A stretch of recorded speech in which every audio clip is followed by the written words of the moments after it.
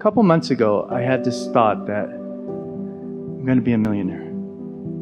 There was no resistance. There was no asking where, what, any of that. It was just the truth. I don't have millions, but it's coming. This week, and what I want to do is talk with you about like this, where I turn that off. Say again? Where I turn that off. So let me give you an example. So this week, I get to LAX. I was here for work all week. I go to the hotel, Marriott, $150 for the room. I'm happy. Parking was $50. I went nuts. Like, I don't usually go nuts, but it was like, this really bothered me. And so I had to say something to the valet guy, and I had to say something to the manager. You know, I was just like, it was beyond me. And then she comped it, and that felt okay, but it didn't feel right. I felt like I don't want to have to go through something like that to get that. Well, not only that, it completely distorted how the universe works. Exactly. You threw a fit. I did. And then someone who doesn't like to see fits being thrown adjusted things, which sort of gives you the impression, as it does all people who have both feet stuck in the manifestational world rather than in the vibrational reality world. It gave you the impression that that's how you get what you want. You throw a fit, and then other people compensate, because it gives you the impression that the goods are held by other humans who have been withholding them for you, and that they hold the key to whether you get it or not. But they can only yield to you or withhold from you in really mediocre terms. The big stuff never comes through fit throwing. Right. And so my concern is, by focusing on that, am I slowing down? I know I'm slowing down, but help me with this, like, first getting over that. Don't throw fits.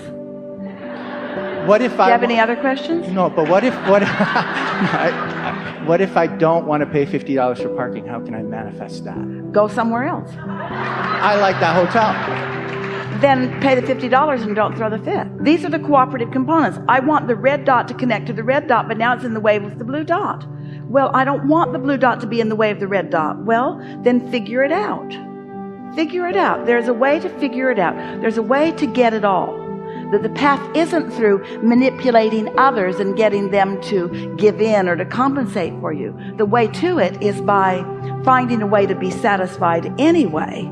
And in satisfaction, you will then be guided. The impulse will come to give you whatever you want. Now, there are two ways that you're looking at this. We can feel your thoughts in the room. There are two things that you think would be the result of changing the way you look at it. In other words, find a way to feel satisfied. And so some are thinking, well, then one solution then would come is that he would still pay the $50, but he wouldn't mind it. And another group are thinking, the hotel will stop charging so much for parking, so he will only have to pay nothing. Nothing pretty much trumps something, doesn't it? Esther discovered that she can't charge little enough for the recordings to keep people from just stealing them and putting them online for nothing, because nothing always trumps. In other words, maybe I could charge $9 or $8 or $7 or $6, but if she's even charging $1, there are those that will say, well, nothing is better than $1. And so the two solutions that most humans find is that either the Marriott will stop overcharging for its parking, which seems like a solution, or I will have so much satisfaction going on that I'm not bothered by the fact that they are. And we want to call your attention to yet a third solution. If you are determined to feel satisfied, so you're not willing to give away your satisfaction based upon something that you have no control over. You think you've got control because somebody tried to bend the laws of the universe by responding to your fit, which just teaches you to throw a fit and throw a fit and throw a fit and throw a fit and throw a fit. So you keep getting little crumbs of finances while you feel miserable the whole way. And miserable is a long way from satisfied. But if you were to bite the bullet and be happy for just a little while, we know it's a big price to pay.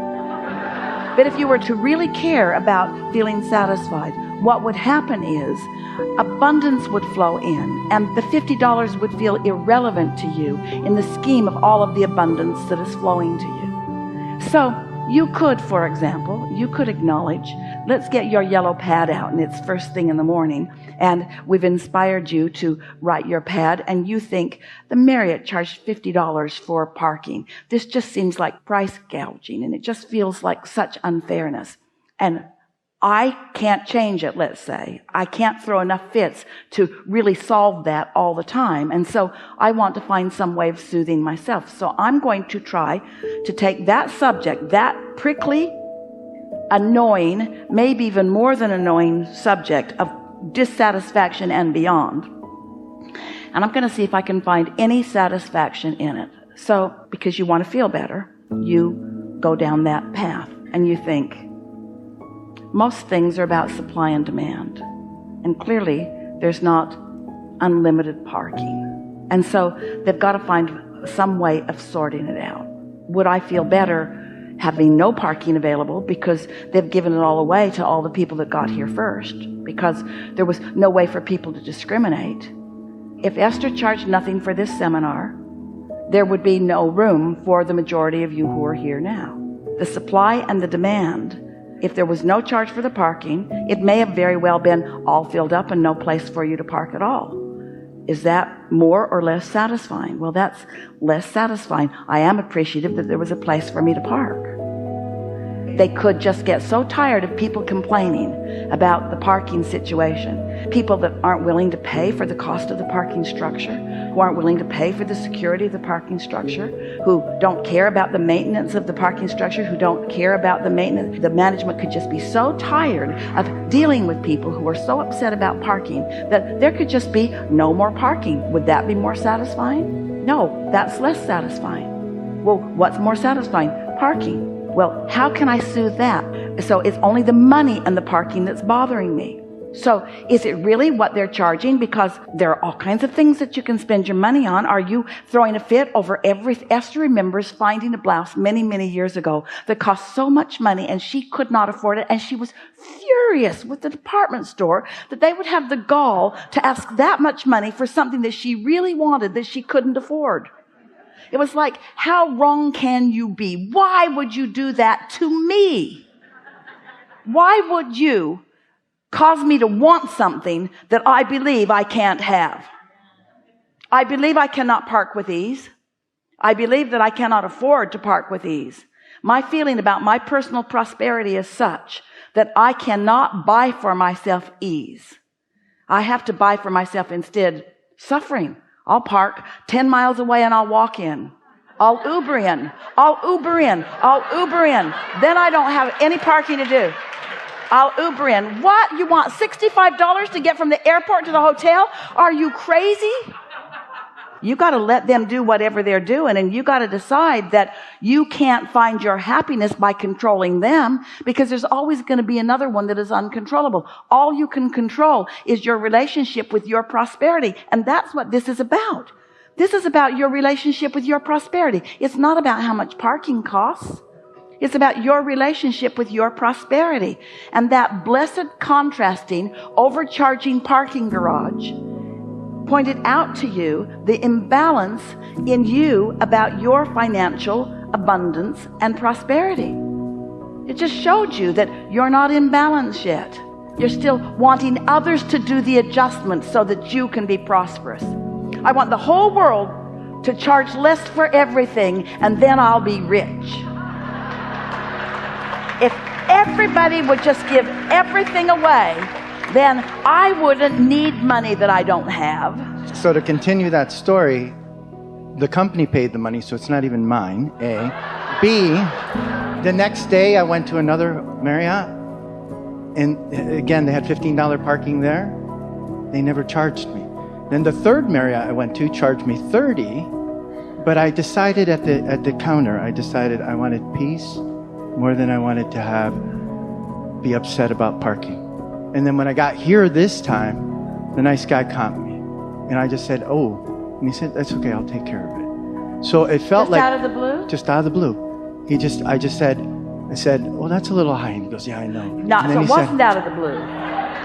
You expressed your lacked full prosperity consciousness and expected someone to yield to you. And that will get you a little ways down the road, but it won't make you rich. So the thing is just to surrender all that. Just surrender that whole process, that thinking to the point. Maybe surrender is the right word, but a better word is decide that the way you feel is what matters the most. You see, what you're describing here is what a lot of people are doing. It's a very conditional response to life. You charge me too much, I will respond with negative emotion. If you charge me just right, I will respond with more positive emotion. So my emotion is controlled by what you do, which means I'm in a world of hurt all the time because I got to control you. Now I'm good. I'm developing my skill at getting free parking. I show up, I act a little irritated, and then you comp me. So I've got my conditional living down pretty good. And when I'm living in a world where that's the way we play the game, the more we complain, the more people who don't want to fight yield. The more people who believe that the customer's always right give the complaining customer what they want. But that complaining customer holds themselves in a state of constant aggravation and pushing against. It's a price far, far too great to pay. Because while you're saving $15 or $50 on parking, you're cutting yourself off from the resources, from the replenishment of source energy, from the good ideas, from the flow of life, from being in sync with your inner being who knows where all the treasures are that you've got buried in your vibrational reality. That's really what we're wanting you to hear. Anybody can win. If you're playing a tug of war in a physical world and you got people on each end of a rope and you've got this line that you're trying to drag each other across, the most determined ones, the ones with the most muscle, the ones that, in other words, it's easy to understand why one group would win a battle over another group. But this goes back to the question that we were talking about earlier. You didn't come to battle against one another. You came to make peace with your own alignment. You came to make peace with your own inner being. You came to utilize the leverage that the universe has already lined up for you. You see, you forget your worthiness when you fight with pettiness over peanuts.